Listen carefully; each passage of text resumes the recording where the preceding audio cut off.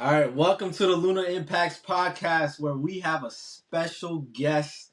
On the other side, we have Victor. Victor, how you doing today? I'm good. I'm good. How you doing? I'm doing pretty good, bro. So real quick, I'm gonna just give the people a little bit more information about you. So, Yeah. right now you work at Equinox. You are also an online fitness coach. On Yeah. top of that, you're a bodybuilder, power lifter, about to be an Olympic lifter. You do it all, bro. Yeah. Hybrid, bro. That's crazy. So, I was looking at your content and I was just like, I really like the way that, you get really specific. You get in detail, and I know you're more about just giving value back and you want to make sure people understand the principles. So I Yeah, really for sure. respect that. So this is gonna be hypertrophy controversial topics part two with I'm my boy ready. Victor. I'm I, ready. I'm ready. I love that. So before we get into it, I think it's important for us to do one thing. Yeah. We gotta get to know you a little bit. Okay. What's up? So where are you from, bro? I'm Dominican nationality, but I was born in Queens, raised in Staten Island. You were raised in Staten Island. Yeah. What? You still in Staten Island now? I'm still in Staten Island. Yeah. Wait, so you traveled from Staten Island to the Bro, city? it's tough, bro. It's like 2 hours there and Are you back. in Staten Island right now, or are you in the city? Nah, I'm in the city right now. That's why I'm in my car. Oh, that's fucking crazy. Yeah. Yeah. I It's tough, appreciate bro. you doing that though. Okay, Yeah. cool. So what made you become a trainer? Honestly, so I started working out when I was 15. And then I started really learning about it when I was 16. And Yeah. I fell in love with just learning how like you can do a certain thing and it'll lead to a certain outcome. Hmm. Like it was like input gives you output type of thing. And I just Yeah. really loved that. And I saw other people in the gym. I saw they didn't really understand the concepts. So I was like, I could provide value to these people and help them speed up their results, their gains. So I was like, Yeah. Sure. and then I don't know, I just wanted to be a trainer. And I was like, why not? So you got really interested into just understanding like everything behind it, like behind Yeah. bodybuilding, and you do all three, right? So which one to you is your favorite? Honestly, it's tough because I started with bodybuilding, like special place in my heart, like started my journey. But I Yeah. started powerlifting a year ago, just like recreationally, like see how strong I could get, and I fell in love with that. So right now, honestly, powerlifting got it. Powerlifting? Oh Yeah, shit!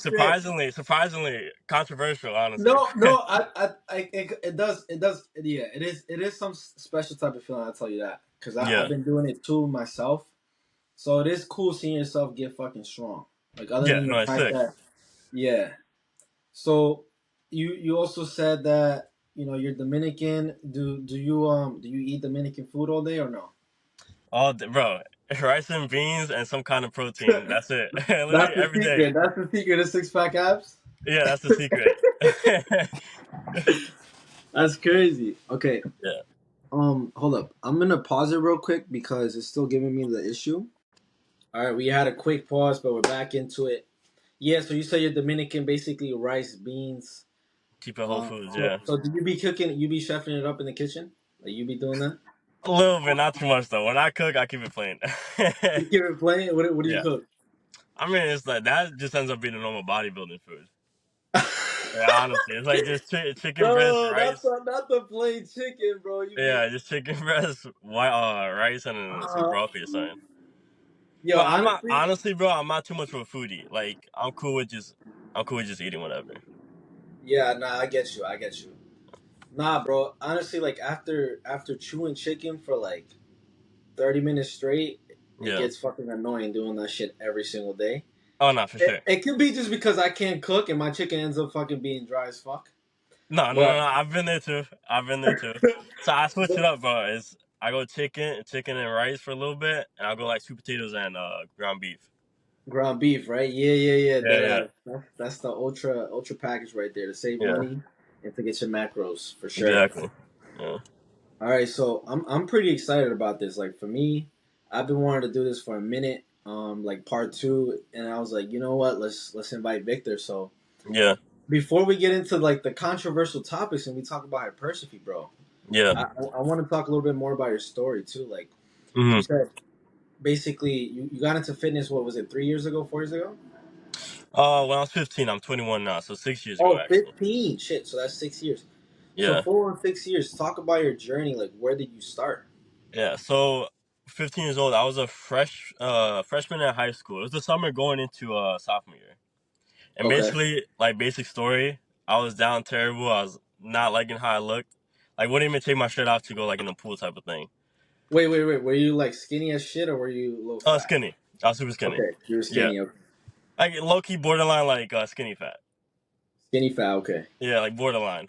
But then I basically told myself I had these two 10-pound weights, and I basically told myself if I work out every single day this summer, I have to look at least a little bit better by sophomore year. Yeah. And then I did that. It worked. Some people like said, "Oh, you've been working out," type of thing. And then I kept working out throughout that whole year. I was doing dumb stuff though. I was doing like only training chest, shoulders, and like a little bit of back. A little bit back. What about the legs? Nah, I was no legs, bro. Yeah, you can't. That doesn't matter freshman year of high school. Yeah, yeah, yeah. Facts. Yeah, so I was doing dumb stuff because I couldn't get into a gym yet. So I was working out in my house actually with those two 10-pound dumbbells. Yeah. So that's kind Okay. of where like the 5 sets of 20 came because that's the only way I can make it hard. By the time I got into the gym, I was okay. Now I got real weights. If I'm gonna actually be doing this every single day, I'm not gonna just waste my time. I'm gonna like actually learn about it and see where I can go from there. I started Yeah. learning about it, and from there I fell in love because the progress came quicker. I got more compliments. Like at first it was superficial, so I got more compliments. I felt more confidence, and then I just kept going from there. I fell in love with it, and it became kind of my spot. My like I love my alone time, so it became my alone time for like an hour, 2 hours of the day. I can just go and just chill by myself, and Mm. that's kind of where what it became from there. Would you say you're more like an introvert or extrovert? Introvert easily. Introvert, easily. Yeah. Okay. I feel like you could give the extrovert vibes though. I try Like, to. I mean, so I, since becoming a trainer, I kind of like had to break out my shell a little bit. You know yeah, what I mean? And become more extroverted and just like just start talking to people. yeah. Yeah, That's respect. That's respect. I can see you're about your hustle, like for sure. Your focus. yeah. That's No, one of the things I feel like introverts could do a little better, which is like they could be a little bit more. I mean, I don't know if it really relates down to introvert extrovert, but I think it's honestly less distractions. Cause I mean, if you're mm, introverted, you're not really going out to party and everything. You like being alone, and then when you're alone, you start thinking, you start getting these ideas, and you start acting on them right away. yeah, for sure, for Yeah, sure. instead of getting just distracted, type of thing. I'm more of like an extroverted person, so I can't really relate that much, but Yeah, I know that for a fact. yeah. All right, cool. So basically, just to recap, you went from 15 years old. How much did you weigh? You remember? When I was 15, probably like 125. 125. So you were 125. You're around 155 now, or I'm 160. 155 right now, actually. Yeah, yeah. Okay, and you went all the way up from 125 to what? What was your peak? So in high school, my peak wasn't. It was only like 165.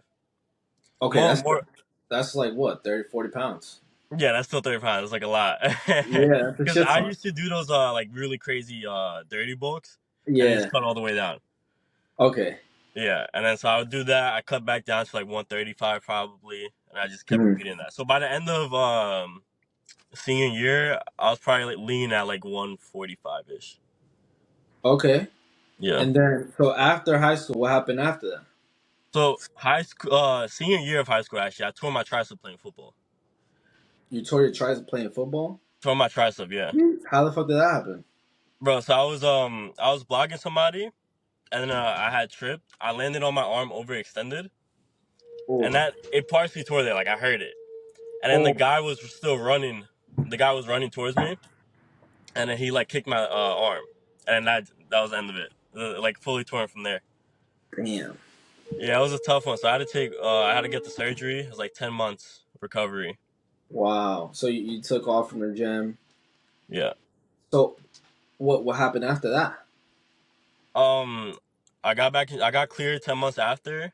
I got back into the gym, and honestly, at the time, I didn't know about muscle memory, so I made progress really fast, and I got some like unwarranted confidence from that. Honestly, I was like, yo, I might. You're like, yo, I know what the fuck I'm doing, baby. Yeah, no, literally, I was like, yo, nobody knows this more than me. Like, I'm the best at this type of thing. And honestly, it's a good thing because that's kind of what pushed me to actually become a trainer. I was like, nobody else is making progress this quick. I'm gonna be the best at what I do, type of thing. Yeah.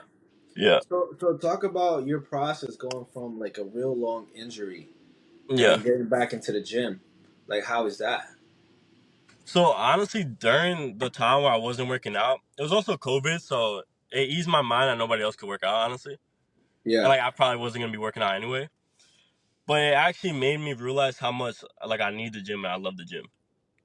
Cause I was struggling without the gym. I was like, what do I do? Like I'm bored. Like I don't have that alone time, like that intimate alone time that I used to have anymore. Mm, Yeah, and then when I got back into the gym, it was a lot less ego lifting. I'll say that because I didn't want to injure myself again. And he's really focusing in on things. And then during that time I wasn't working out, I was studying a lot still. I was still every single day watching videos, like looking at studies, type of thing. So when I got back, I was ready to get back in action. that's fire. Yeah, So, yeah, and then you basically build muscle quickly, and then from there you decide to become a trainer. Did you start yeah. off like at Equinox? Is that was your first thing? Oh no, I think you No, said so you started off Blink, right? I started off at Blink. I was just applying to random jobs. So I didn't have my certification, and I didn't want to get declined at the gym I was working at. So I applied to a random gym in Brooklyn. I was like, what's gonna happen? Like if they say no, they're never gonna see me, type of thing, right? Yeah. They ended up reaching out. They're like, if you can get a certification through us, and if you get it, we'll hire you. I got the Okay. certification, and it was honestly all she wrote from there. I became the top trainer for the Brooklyn region for Blink in like That's a span of crazy. like yeah, like 5 months. And then that was extra confidence at the end. And I met my girlfriend there, and then she ended up meeting somebody that got me the interview to Equinox. Oh, nice. Okay. Yeah, so that's kind of how I ended up at Equinox. Wait, so you were full time Blink. What made you switch to Equinox? Improve the level of fitness, like knowledge of fitness. Just be Mm, around better trainers. Cause honestly, I would look at like Blink as like a tier one. Where definitely. Equinox, as a trainer, I think Equinox is the highest level you can go. Honestly, I don't think there's any other gyms really Yeah. doing it like that. Yeah. Okay. And then once you got into Equinox, how was your training experience now, like from when you first started to now? Being a trainer or like my own personal, or like my own training. Yeah, like being a trainer, do you feel like your education expanded? Do you feel like Equinox helped increase that awareness? Do you feel like just the experience of training clients there, the different demographic too? So I would say, in terms of training, I do a lot of studying on my own, things like that. So I don't think Equinox told me a lot about training, but it told me a lot about business and like how to handle clients, like how to go about situations like that, For sure. and like and things of that nature. So and then just like I came from Staten Island, the type of people you meet in Staten Island are completely different than the type of people you meet in the city. So that's Wait, easily hold the on. most What's the valuable. difference? What's the difference? I gotta know about this. Right, it's just Staten Island is boring. Like you're not getting much out there, right? Like it's just your normal. You're gonna get your normal 9 to 5 jobs, just like Oh, normal okay. things like Yeah. that. But I'm trying to, because where I'm trying to go in life is like I'm trying to really be up there. So I gotta meet people that are really up there already, and then that's where Yeah. you get that in the city, especially at Equinox. For sure. For sure. Yeah. Okay. Cool. Yeah. So So I you think gain a honestly lot that's of the most business. valuable thing. Yeah. Yeah. Nah, I agree 100%. Like I think that's one of the things Equinox helped me.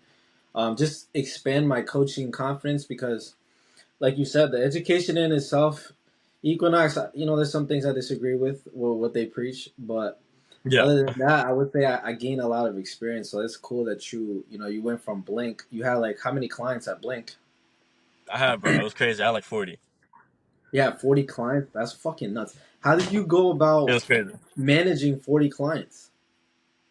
The thing is, bro. So the thing about Blink, they predominantly sell 30-minute sessions. So you had like So 30 that's minutes why. sessions So there. it's really like if I had 40 there, it's like 20 something clients at Equinox. If you like compare it, and bro, honestly, I was like straight out of high school. I was not organized at all. I did not handle it well at all. Yeah. I was kind of like, bro, day of, I'll text people like, you want to come in work out, Yeah. and I had so many clients, like it just worked out. Like, Yeah, yeah, like yeah. No, it Yeah. makes sense, especially in Brooklyn, bro. It's a little Yeah, so different. like it really didn't matter, and it's 30 minutes. They can find 30 minutes in a day. Yeah, yeah, for sure. Yeah, but then so I guess How do that's you feel another thing about? Equinox taught me is like how to Yeah, organize my business. for sure. How to be more professional. Yeah, Well, how do you feel about 30-minute sessions now? I actually did my first 30 minute session in like a year, like a week ago. I can't nah. I How can't. come? You can't really do much, honestly. Especially since Yeah. when I was at Blink, I had a different training philosophy. I was doing like the 1 minute rest periods, like supersets and stuff like that. I take it a Oh, lot okay. slower now. I do like 2 3 minute rest. Like Yeah. that's like two exercises in 30 minutes. You know what I mean? Yeah, Like with the for warm up sure. and all that. Yeah, for sure. Yeah. Yo, I'm really like interesting. I'm really interested to talk about that because that's a funny concept. Yeah, for sure.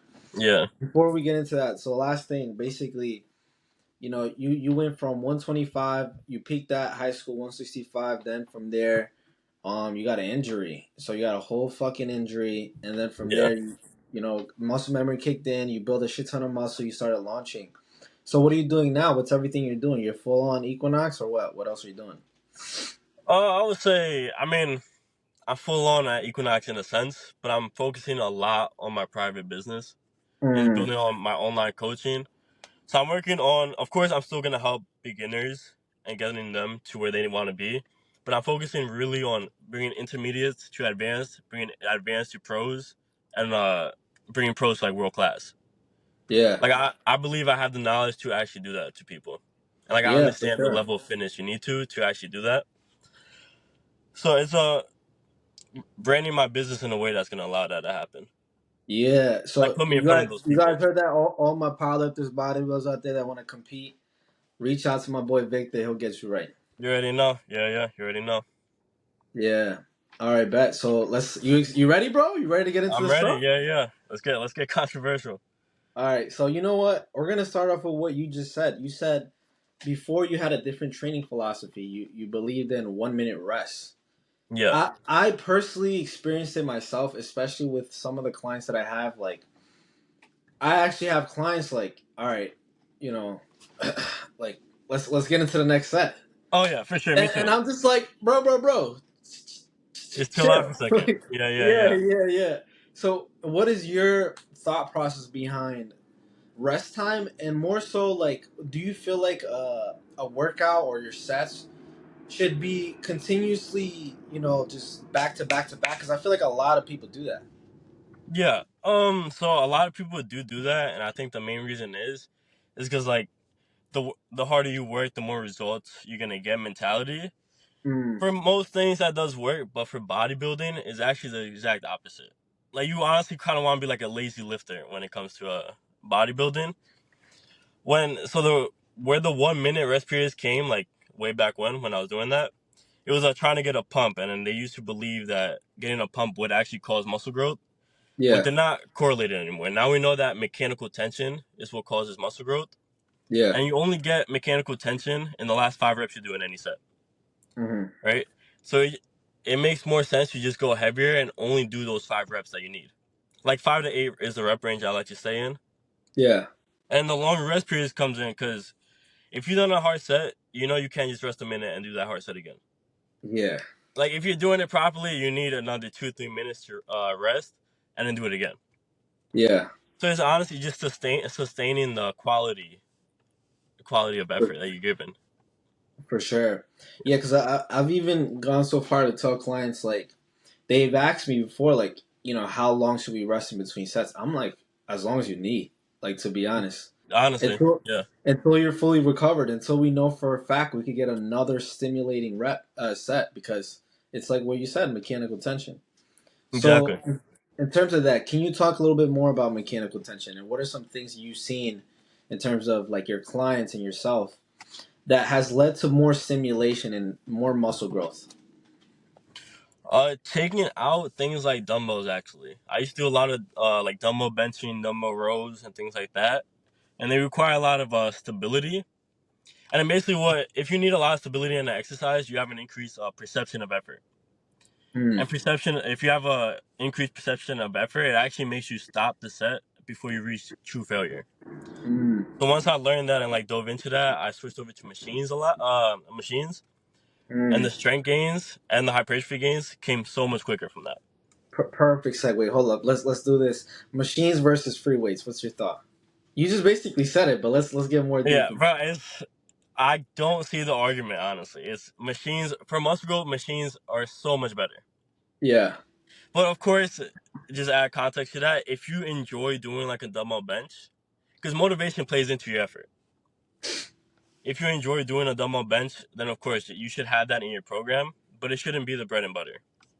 Yeah. You know what I mean? You should start off with the machines, add in the dumbbells when you need to like when you get bored. Basically, you can start adding in Wait. things So like that. so you wouldn't do so you don't in terms of hypertrophy you wouldn't program a dumbbell bench. I wouldn't honestly. So I what think would you program? I'd either a machine, and if you really just don't like doing machines, a barbell is gonna be better than dumbbells Oh wow, because really? there's a little bit of more stability on the barbell because you have both hands on it. Yeah. So there's just that within the brain you see you focus a little bit more when you have both hands on it. You can focus on the weight and pushing it a little bit more. Mm. I honestly I get what you're saying. For Yeah, me, I feel like dumbbells would be a better option in terms of yeah, hypertrophy. yeah. No, tell me Yeah. why. I would say because two reasons. Number one would be the range of motion. You'll get a better range of motion. And we know if you train in a lengthy position, two things. First off, you're going to have a little bit more of a strength profile. Yeah, And then from there, it's going to be just you're in the lengthened position for longer, which is where you can produce more force. So yeah. what do you think about that? I see what you're saying. No, I was actually that's kind of why dumbbells used to be my bread and butter. Because I was like, you get more range of motion, you get a better stretch, and you also honestly get a better squeeze at the top. Hmm. But then if you think about it, like my max bench is 315, my max dumbbell press is a 120. So if you add that together, that's 240 pounds. I'm missing 70 pounds of recruitment there, essentially. Yeah, I three mean, so three even fifteen for wait for one rep. You do 120 on the. I can hit the dumbbells on bench. I can hit 120s for one rep, and then Mhm. 315 I hit for one rep. Yeah. Yeah. So it's like, yeah, you get the more range of motion, but do you get as much stimulus? Mm. I get what you're saying. I feel like I guess it depends really because Yeah. it depends on where you're at and also like because that extra stretch will add a little stimulus. It will basically require a little bit more force too because Yeah. the moment arm is a little longer. So I think I think they're both good though. I think cycling both of them is honestly the best thing you could do. Yeah, But I don't want to give like a black and white answer. yeah, Like yeah, yeah, if you want to just focus on muscle growth, for a majority of the time you should stay on the machine. But you're not gonna lose everything if you go to a dumbbell. Like I made plenty of progress on dumbbells. yeah, yeah. So actually, this is gonna be our second thing. What do you think about like functional training? Because Functional people say training. machines are not functional. Yeah, So I think there's like a very big misconception on that. I don't really yeah, understand where it comes from. I think a lot of it is like the stabilizer muscles, yeah, something like that. But if you have a program with machines but is well balanced, you're training every single muscle within the body, mm, regardless if it has a stability or not in it. And then especially with hypertrophy training, you should be training at a full range of motion. That's gonna increase. Usually, when people talk about functional, they're talking about like increasing like flexibility and mobility and stability. You're yeah, gonna get all of that with hypertrophy training. yeah, Yeah, that's kind of my stance on it. I think people assign like arbitrary movement patterns to people, and then when they don't fit in it, they try to create programs from those arbitrary movement patterns. yeah. But So it's if you not. create, sorry, I didn't mean to cut you off. So Yeah, no, you're good. if you create a whole hypertrophy program and it's mainly machines, right? It's more stable exercise. Do you feel like that would you change your approach if you wanted to go for more quote unquote functional training? Would I change my approach? I don't think not by a lot. Not by Mm, a lot. I might add in a little bit more like dumbbells or something, maybe. yeah. That's really it. I wouldn't really change much. Yo, it's just so funny to me because Yeah. it's like so big out there, but it's like when you think about what functional is, it's like what is functional? Yeah, Functional to what, right? And I yeah, think it's like what you said. Like basically, I used to believe, and I don't really blame people because I used to really, and there's a lot of misinformation out there. I used to think about, okay, like all right, you're gonna want to train like basically every single plane of motion, and then from there, in terms of mobility, you want to do all the stable exercises. You want to target the adductor and this and that, and it's like, yeah, bro, when it comes to bodybuilding too, you're gonna target the majority of that stuff. And in terms of increasing mobility, you just have to train your joints in positions that they're not used to going to, exactly. right? Yeah, and Especially that's under load, especially under a yeah, good amount of stress. yeah, So it's like that's no brainer. And then secondly, it goes back to what you said, like the machines being more stable, you can produce a little bit more force too, and the perceived exactly. exertion is higher. So yeah, that's crazy. That is crazy. Yeah, yeah. No, yeah, that's my stance on it. I don't stop the functional train. Stop the functional training. Yo, people are gonna fucking bash me for that, but I Yeah. love it. All right, so we're gonna go into the next question. Let's talk about age, right? So the impact of age on muscle growth. Do older individuals have a chance To grow muscle. to grow muscle? So like in terms of like, do you feel like there's a limit when someone's a lot older in terms of muscle growth? Yeah, but I think like a lot older. Mm, Like I think when you're in like your 70s and 80s, it really starts diminishing. I think people. I mean, I'm not gonna say 60 year olds are not gonna make the same progress as a 20-year-old yeah, type of thing. But the yeah, reason for that is because you lose the excitability in your neurons, which and then they lead to action potentials. So basically, old people just can't contract their muscles as much as a younger person can. really, I did not know that. Okay, That's so honestly where you lose the progress, and then of course like lower testosterone and stuff like that. okay, Yeah. yeah, because for me it would be like, it would be like more of the recovery process. Like I'm sure that a 21-year-old, Okay. Yeah. yeah, could just recover a lot faster than a motherfucking 60-year-old. Yeah. Yeah. No. Yeah. You're right. I missed that point. Yeah. Yeah. For sure. No, no, but But yeah, no, also, I think even if they can recover quicker, it just requires smarter programming. mm, You know what I mean? Like you can kind of combat that with a smarter program, like lower frequency, maybe lower volume. that's true. That is Yeah. very true.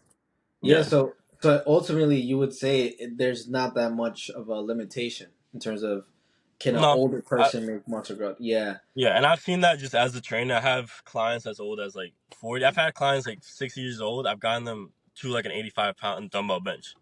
yeah, for sure. Yeah. No, for sure. I have some strong old clients too. Yeah, Yeah. Like It- stronger than my some of my 20-year-olds I train. So it's like yeah, it's crazy, bro. Got that old yeah, man strength. yeah, facts. Yeah, yeah, facts. For the Hispanic culture, that's how that's how my family think. They'd be like, "Bro, I'll be working out. I'll be working out when I go out and landscape when I'm doing my construction, my fencing. So Yeah. it's like they're like, I got that strength, and they're dead ass somewhat strong. I mean, in certain like only in certain To areas, some but extent, yeah. yeah. Some So it's like extent. yeah. So is there an optimal rep range for hypertrophy? Optimal. So actually, I have a different view of rep ranges. I guess I don't. What's I your don't view really on look it? at rep ranges. I look at stimulating reps. So it's Mm, like what I said before. Only the last 5 reps in a set cause hypertrophy. And if mm-hmm. you train at 85% or above of your 1 RM, you're usually gonna end up in that 5 rep. So like some people will say I'm doing a 5 to 8 rep set. If I stop at 3 sets, they'll mentally tell themselves that set didn't count. But it's not true because you still got 3 stimulating reps in that set. If you stop at like just 3 reps, Yeah, you still got the okay. 3 stimulating reps. Because what's happening that's causing that is every time you push a weight, you start contracting the muscles. The proteins in the muscle, the actin and myosin, they start cross bridging, and Uh that causes. And then when they cross bridge and they snap off, that causes mechanical tension. So you mm, don't. There's nothing magical about like doing 5 reps. Like it's not different in 3 reps. yeah. I would say maybe when you're So at like 1 RM, it's gonna be a little bit more neurological. yeah, So there you need to pay attention to that. But for the most part, I don't think you need to worry about like an optimal rep range. I would say though, when you do start going above 8 reps, you can start causing a lot of fatigue, Mm. like calcium ion related fatigue. So every time you contract the muscle to start that cross bridging to occur, calcium goes into the muscle. It basically it's part of the process, and that creates muscle damage, and that'll affect you post workout. Yeah. You know, because in terms of that, like I would say there are times where it also depends on what exercise you're doing because there's Yeah, going to be certain exercises that don't have that much quote unquote fatigue, yeah, um, and the range of motion as well. yeah. So would you say 8 reps would always be your max, or would you go a little bit higher depending on the exercises, depending on the programming as well?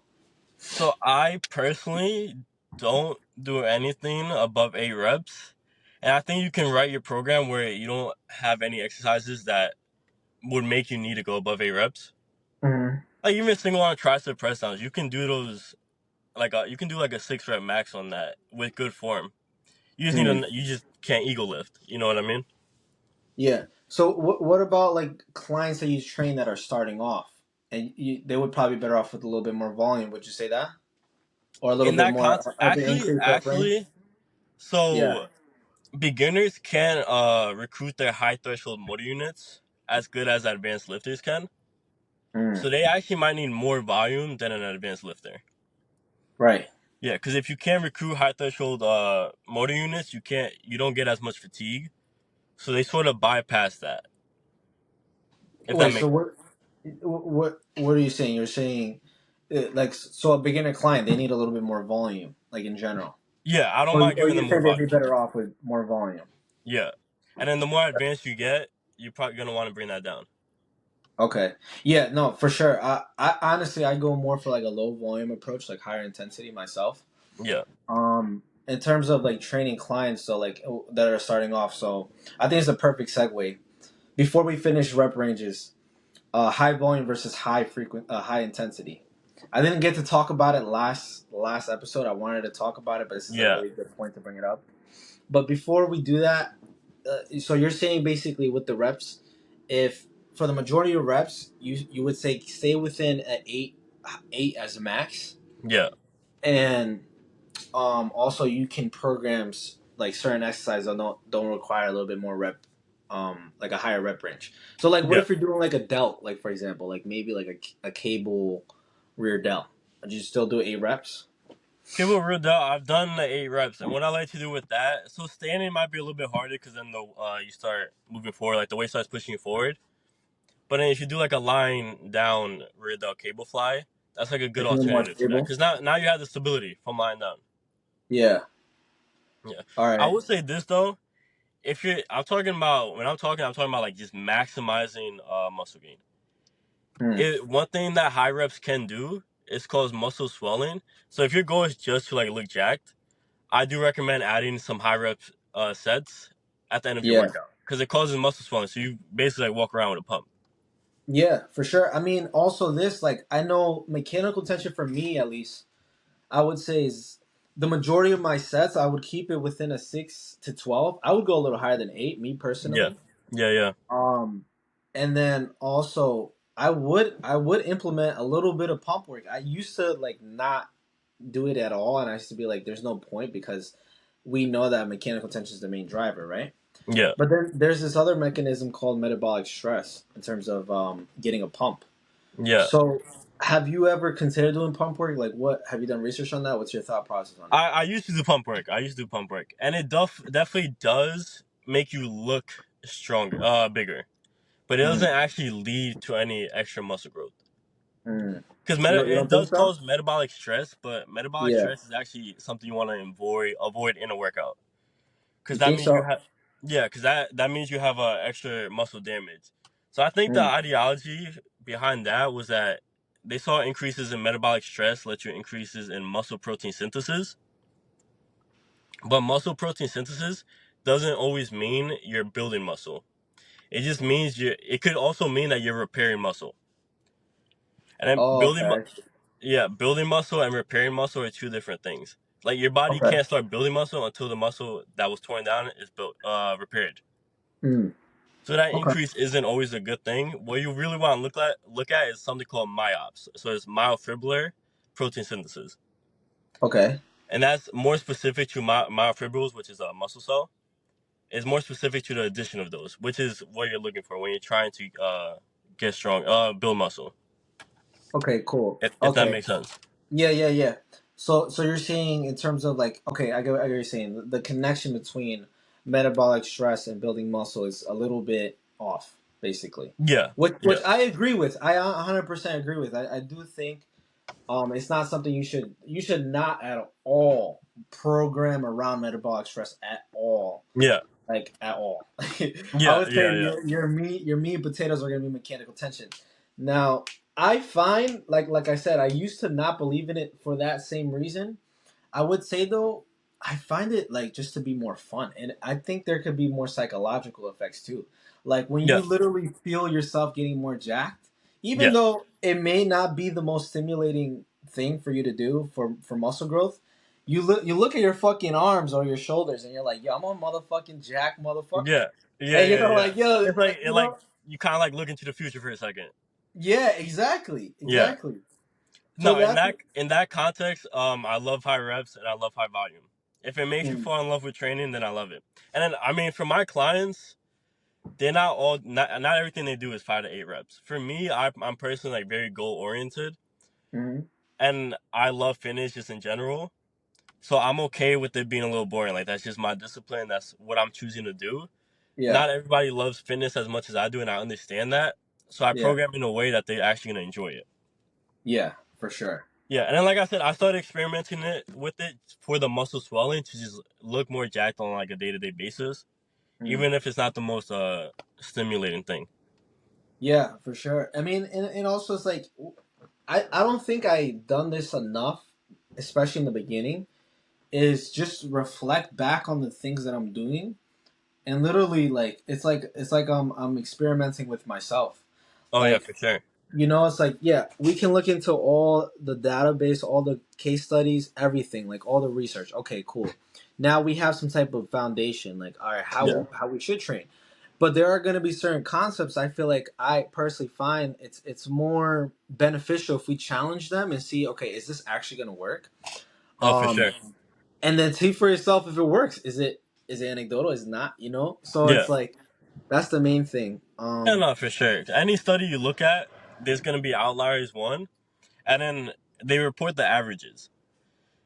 So like what you said, it gives you a starting point, but you need to play around with the experiment on yourself and see what actually works for you. Okay. So can you talk about a moment before we get into the big debate?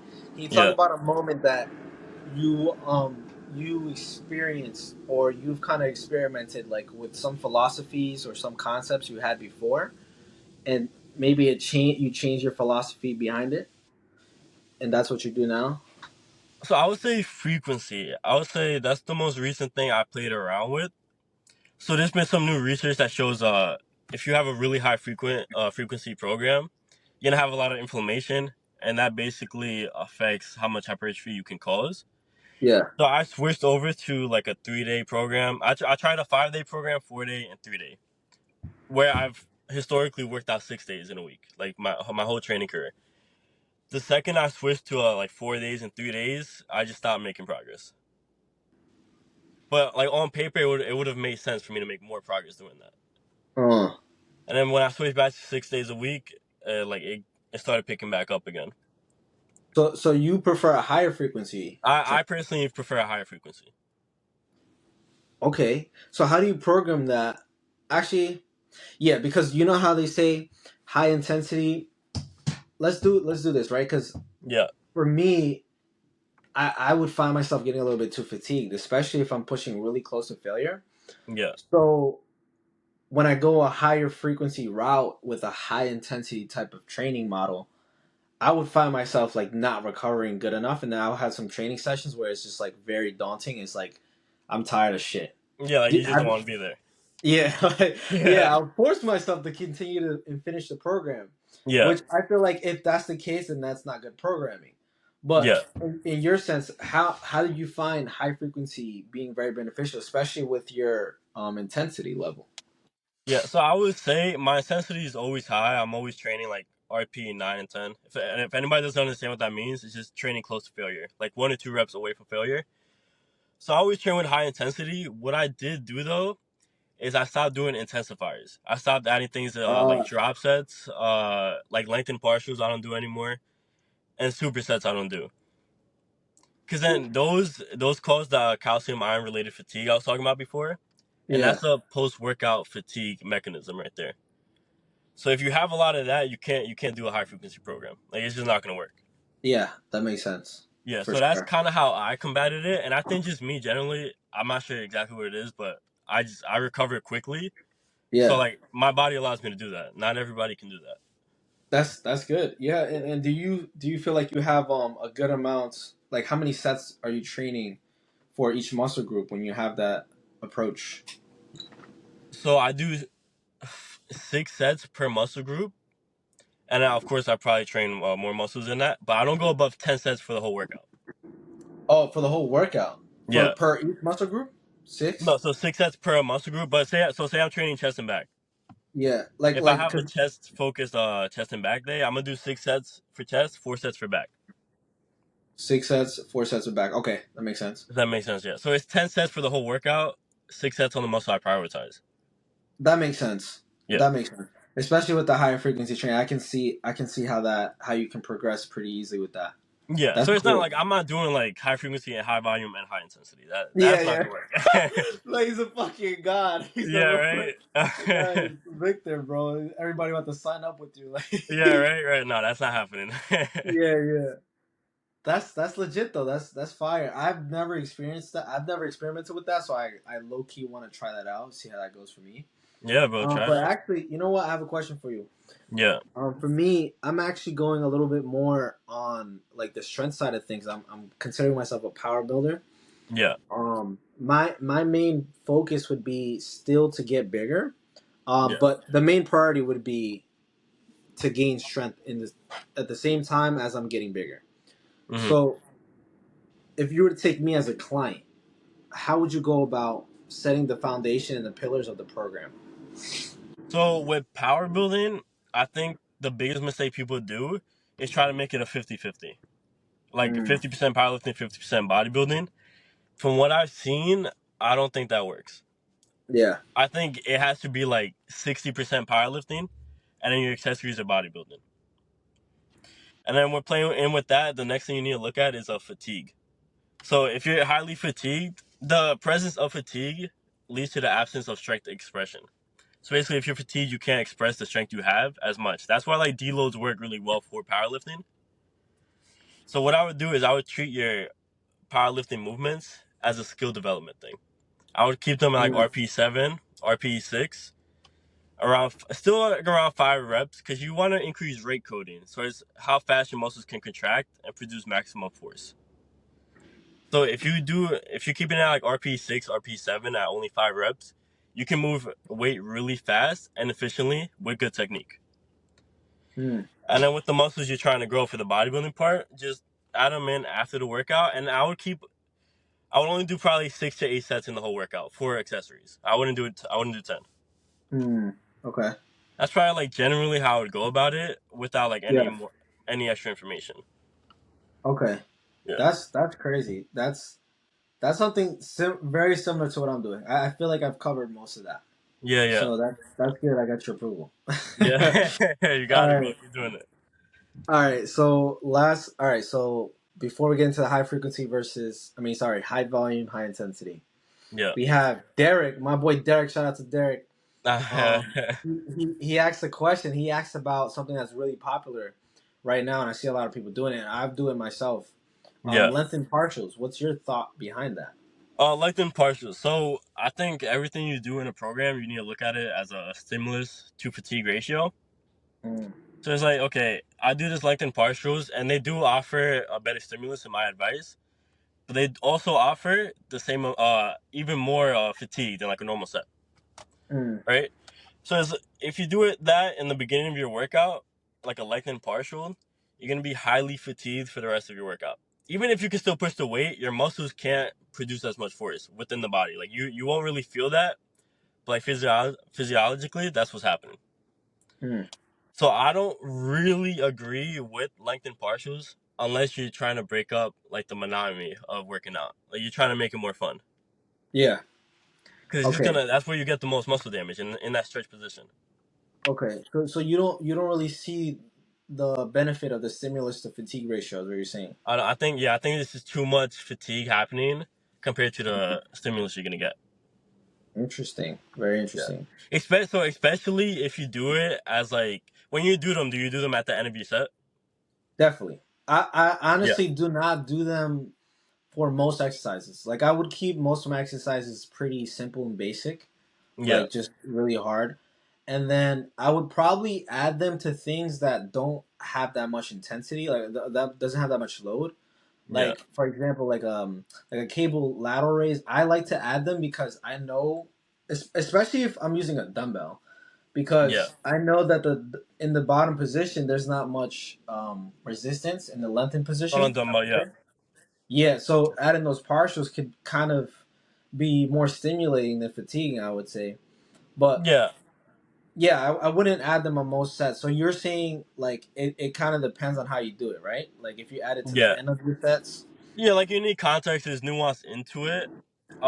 The thing about doing them at the end of your set, so if you say you get like the 6 reps, you get fatigued within the set you're doing. Like the fatigue doesn't happen after you start resting. You're already fatigued. Now, Yeah. so the stimulus you're gonna get from those lengthened partials is already reduced, Mm, and now you're gonna add on more fatigue, and now your next set is gonna be even more reduced from the stimulus you were trying to get. yeah, If that makes sense. What I would do maybe for some muscles is do a lengthened partial set. Like not as I wouldn't do it as an intensifier. I get what you're saying. Because Okay. now you don't have the added fatigue from the 5 reps you already did. You just have the lengthened partials and you have all your strength. So you can go heavier on it. Yeah. That Okay. makes sense, yeah. And then Yeah, that also the does. other thing I would look at is what muscle you're doing it on. So the hamstrings, they get damaged very easily. The chest also gets damaged very easily. I probably would avoid doing it on them. Hmm. Shoulders, they don't get damaged easily. So that's a Yeah. good case to do it on. Biceps is Yeah. good. So I would do it on the quads, shoulders, and biceps. Yeah. If you want to add That's them in, that's that's a good way to keep it safe. okay. Yeah, That's okay. That's crazy. Okay. Cool. I just learned something. yeah, All yeah. right. So last thing. So now we have the big debate, the Yes, sir. big debate. So high intensity versus high volume. Yeah, First off, let's start off with what is high intensity, what is high volume. So you want to define that real quick? yeah. You need to quantify those. So high intensity. So in the powerlifting world, people are gonna look at intensity as like how much weight you're doing. We're talking about bodybuilding, so we're gonna look at it as how much effort you're putting into a set. So it's like how close to failure do you get? That's intensity. And high volume, I'm gonna define that as a set that you take to failure because that's the only set that's gonna actually matter for muscle growth. Yeah, Yeah, that's true. Yeah. So, yeah, but it would be more. It would just be more of it though. It was like a higher dosage. So basically, more sets, more reps. The load. I don't know about the load. That's a little whatever. But yeah, so basically, all you would say high intensity, high volume. And high intensity is you're going to push really close to failure, or you're going beyond failure or failure. And yeah, then high volume would be the majority of those sets and reps. They're still stimulating because you're within those last 5 reps, right? yeah, yeah. All right, cool. So what would you say is your thought process behind that? I honestly think if you have high intensity, you cannot have a high volume. Because when people talk about high volume, they're talking about like 20, 30 sets. From what I've seen, is that like kind of like what you're thinking when you say high volume?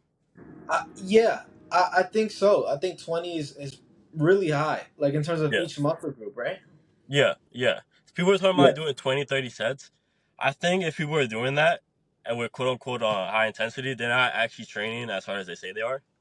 Yeah, And they're facts. doing things like pump sets. And it's like, it's going back to the stimulus to fatigue ratio. It's like, how much are you really getting from that from those pump sets, like how much stimulus are you getting from those, and how much fatigue are you getting from those, especially at the end of your workout. Like the amount of stimulus you can recruit is diminished already. So it's like you're just constantly adding and adding on fatigue, and that's gonna affect your next workout. So it affects the high frequency part as well. Mm-hmm. That's kind of honestly my stance on it. What do you think? Okay. So, well, you would say basically high intensity. You would lean more toward that I side. would go for high intensity. Yeah. Okay. No, I agree. I honestly I haven't done high volume enough, and when it's Hmm. basically what you said, it's like I think intensity should be like the main what is it called? The main I mean, I guess I could say mechanism, but Yeah. more like the main metric. It's like that's going to Yeah. be the prerequisite before you choose how much volume you're going to have. Yeah. Because it's like basically what you just said, stimulus to fatigue ratio. So if you're going to choose a program with a shit ton of sets and reps, and you know for a fact the majority of those sets and reps are not like, at least if you have even 20% of them, that's not going to lead to muscle growth, Yeah. then what is the point behind it? Unless it's Yeah. something that indirectly is going to lead to it, but Yeah. it's like it's basically that. So I agree with you 100%. So why Yeah. do you Yeah. feel like people lean more toward high volume though? I think it's more fun. I mean, so like when anecdotally, I say when I started training and why I fell in love with bodybuilding is right. I would go to the gym, 1 minute rest periods, like 20 sets per muscle group, and then just go crazy, like get a crazy pump, and Yeah. it's fun. That's like training like Arnold Schwarzenegger or something. That's like what he did. Yeah. And So like wait, hold going, on. So what do you think about people with that are taking steroids? What's your thought on that? I think there's like a misconception that once you take steroids, you can change the mechanisms of how you make progress. It's Yeah. the exact same thing. You just make progress quicker. Yeah, it's like amplified basically. Yeah, basically. And then they'll basically what they'll do, they'll make a lot of progress doing the high sets because they're on steroids. And they'll just say that they got the progress from the high sets, which is not really the case. Yeah, okay. You know Yeah. what I mean? Yeah. Yeah. But yeah, Okay. anecdotally, I used to do the 20 sets, 1 minute rest, all that. I switched over last year to the lower volume, higher rest times. It felt like I was making newbie gains again. Hmm. Like genuinely. So when you're saying when you went from high volume to high intensity, or when you when When you I went from high volume to low volume, high intensity. yeah, Yeah. right, exactly, yeah, no, for sure. I just haven't experimented enough with like a higher, I guess a higher volume split, but it's Yeah. like I wouldn't even go that route anyways. Yeah. Um, all right, but you have anything else you want to say on that topic? I think Like for someone like on the outside is like trying to get jacked. How what are like some of the main principles that you would give that person to make sure that they get the results? I would say train hard and listen to your body. So what I would do to find out how much volume you should do is start off really low, like 4 sets per muscle group. Hmm. Every week, add a set, and at some point you're just gonna stop recovering because you can't make progress anymore. And it just drop. So say you end up at like 16 or 15 sets, just drop that by like 3 sets and keep it there, Hmm. and then just keep intensity high. Yeah. Yeah, Interesting. that's like the Okay. biggest guideline I have, honestly. Just like figuring out your volume. Yeah. Yeah, because I feel like for a lot of people, and I know for me for sure, when I first started, like I was literally just seeking the internet, like what the fuck are the answers? Yeah, Like, yeah, like yeah, yeah, how the fuck do I know what am I doing? Because I would like literally freak out if I was doing 8 sets or nine, and whether one is more anecdotal than the other. So I'm just like, yeah. brain, Yeah, yeah, yeah. That's the hardest part, like finding out who you should listen to. That too, yeah. Like 100%. Who are some people that you listen to and you respect? I know you listen to him too. I listen to a lot of hypertrophy coach. Joe Bennett, yeah. Yeah. This bodybuilder Alberto Nunez is his name. Alberto Nunez. He's a good example of how old people can make progress. He's like 40 something, and Let me look him up. yeah, bro. If you see him, he's insane. Like, he competes on like pro level for naturals. Uh huh. So I listen to him. This one guy, Lift Run Bang, probably the smartest guy I've seen on social media. Like I don't even understand what he says sometimes. Type I of have thing. to. Wait. What was the last one? Lift, run, bang. His name's like Lift. Paul, I think. Oh. Oh, I think I've seen him around though. I seen Alberto. Yeah, I seen some of his videos. Yeah. Let me think. I started my lifting journey on this guy, Beast Mode Jones. But I don't Beast watch. Mode. Yeah, I don't watch too much of him anymore. Hmm. Some people I've never really mentioned before that I used to listen to would be Jeffrey. You ever heard Jeffrey? I think his last name is let me look him up again because I don't want to butcher his name. Uh, yeah, I can't even pronounce his name, but it's Yeah. Jeffrey Verity Schofield. I don't think I know him. I'll send me his page though. I'll watch him. Hold on, let me see if I can show you here. Can Yeah, I flip yeah. this camera?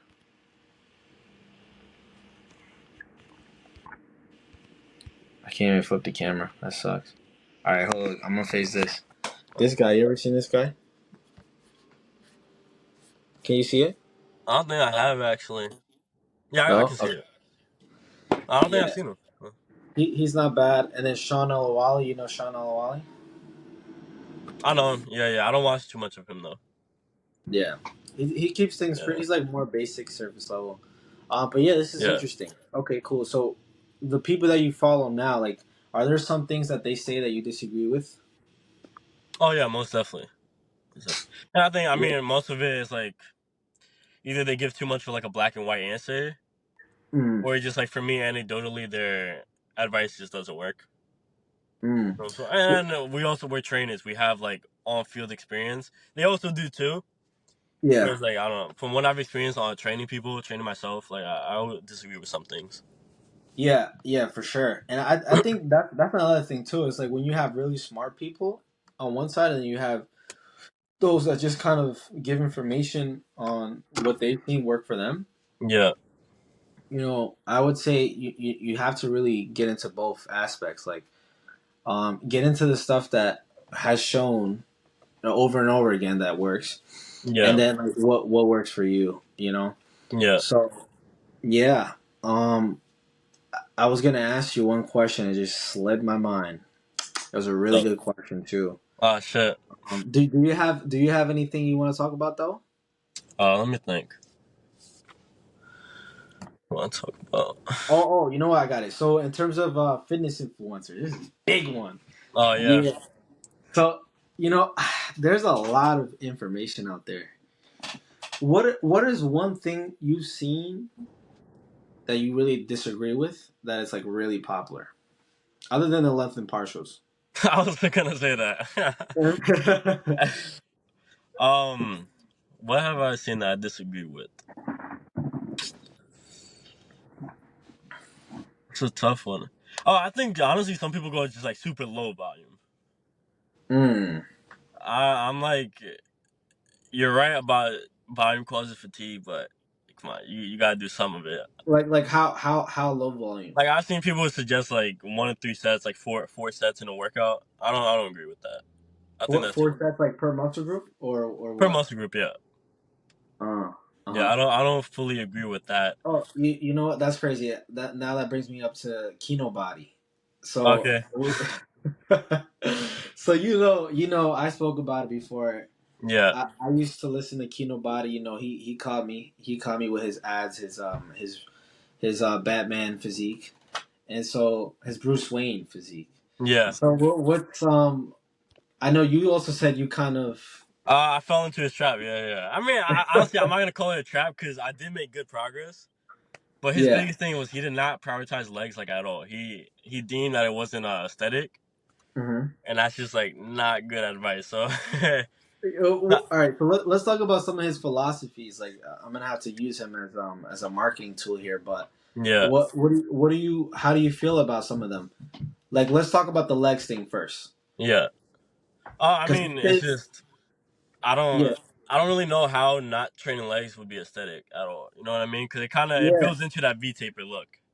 yeah, it You know what I does. mean? I think honestly it's a marketing strategy because when people hear it, they don't need to train legs. They're like, okay, I'm gonna do this program. Like I don't need to train That's legs. true. That's true. I didn't really think about that, but he doesn't Yeah, even have that. But like, he doesn't have big legs. Like he doesn't. yeah, So, and it looks weird, and I knew that. I don't know why. For the longest time, I just yeah, went along with what he was telling me. yeah. It was a while ago when I bought it. I don't keep up with him too much anymore. Yeah, me neither.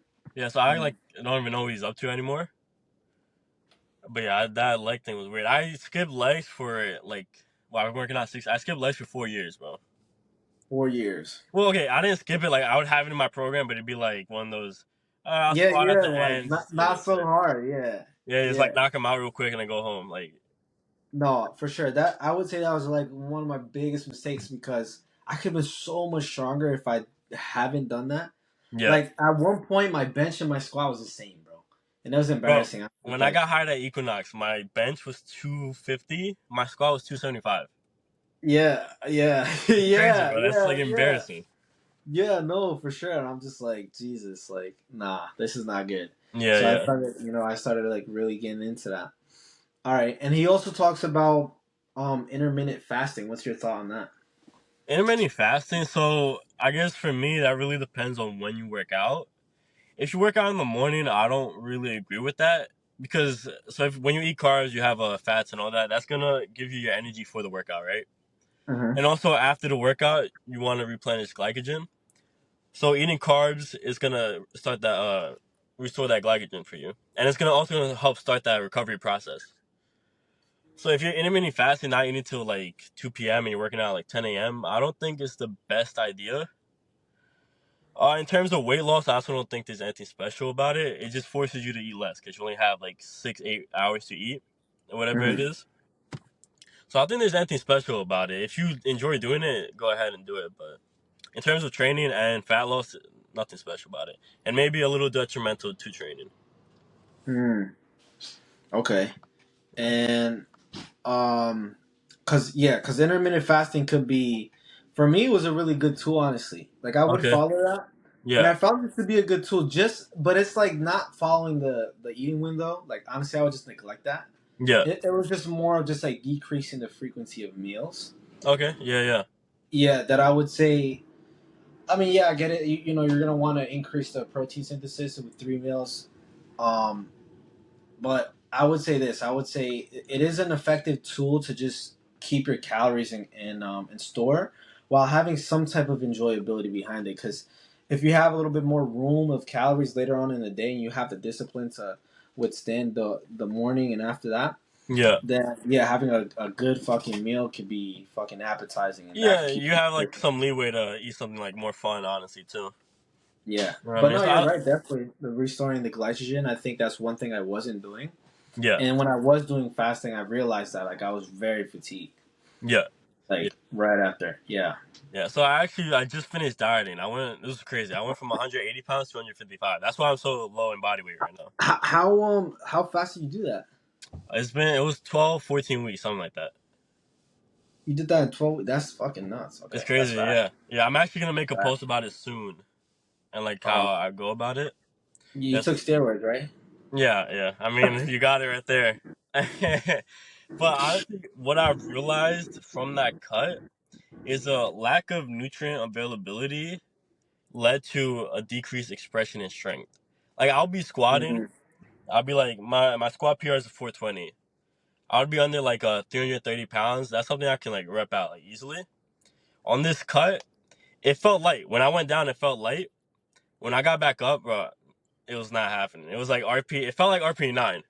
Yeah. But I can tell just the way the bar feels on my back and everything, and just being experienced in the gym, I didn't actually lose strength, but Uh huh. my body's not allowing me to express that strength.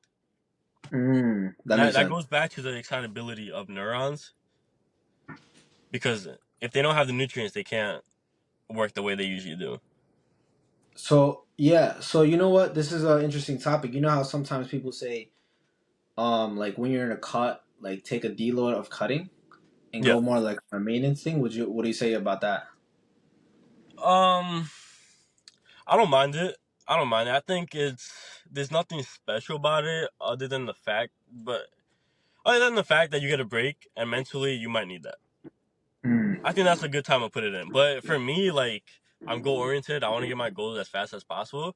I do think it's one of those you take a steps back and you just get back on track at the Mm-hmm. end of the day. I think that's what it is. I don't think there's anything special about it. Because if you think about it, if you eat for 1 week, people say that you're just gonna get extra progress because you go back to maintenance for that week. Yeah. But it's like, how much progress are you gonna make in a week from eating? Yeah. If you think about it, like from a A logical standpoint, week? that doesn't really make sense to me. Yeah, for sure. Like, so for someone deloading and they're on a cut, would you recommend that they go on maintenance calories too? Maybe, maybe. Well, Mm-hmm. actually, no, I wouldn't because on a deload, You're not training to cause stimulus, but you're still training to maintain. Mm. You know what I mean? Like, so Yeah. that your training should still maintain the muscle you have. It's just not going to cause progress because you're trying to limit that fatigue. Okay. So you can still maintain your strength and cut down. Okay. So I'm gonna ask you two more questions here. Yeah, Um, First one, I want to get a really interesting one. I have a couple.